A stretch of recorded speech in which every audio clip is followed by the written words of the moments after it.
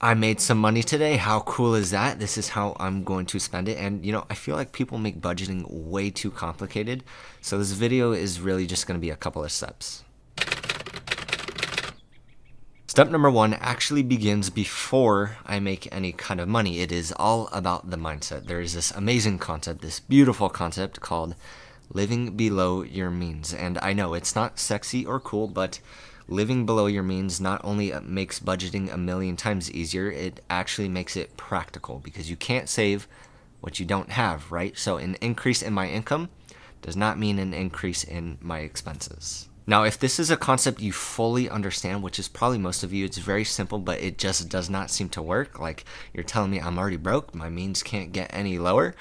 I'm going to challenge you on that. If you really look into your budget, you'd probably be surprised at how much money you're spending on things you absolutely do not need or even use. A recent survey found that 42% of Americans are spending money on subscriptions they forgot they even had. Then the same survey also found that the typical consumer believes they are spending on average $86 a month on these subscriptions, when in reality, the average is closer to $220 a month.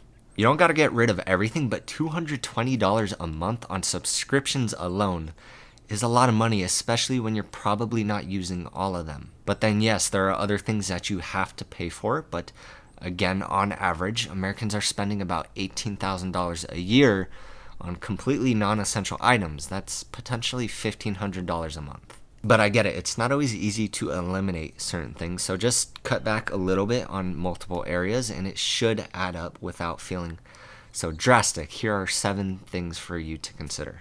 Eating out, drinking, bank fees, apparel, cigarettes/nicotine, entertainment, and or gas.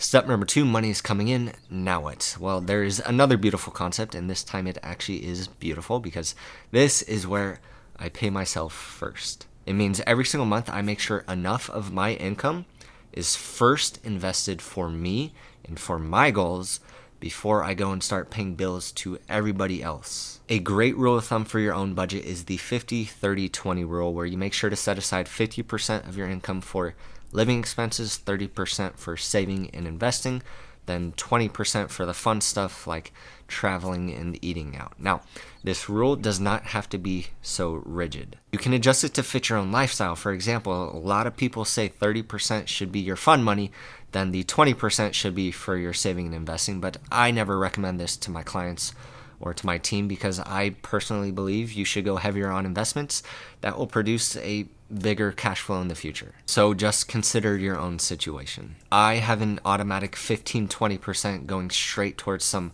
longer term investments. Then because I do run my own business, another 20 to 25% is going towards some more immediate things that will just help me further my production now.